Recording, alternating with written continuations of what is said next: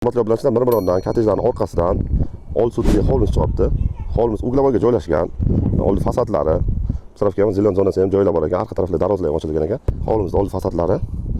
Svetlar, gazlarda muammo yo'q. Bismillah. Kirish darvozaxonamiz. Akkuratni qilib qo'yilgan.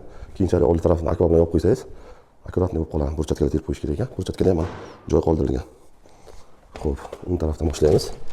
O'ng tarafimizga katta zal. Umumiy romlar nasib etilgan ekan.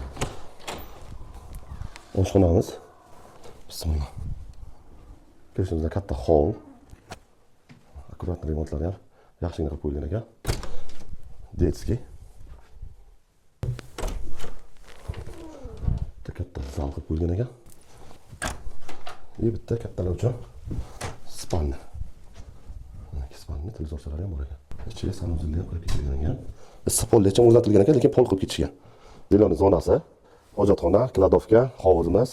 Mana bu tarafga yana ikkita katta o'ytangan ekan.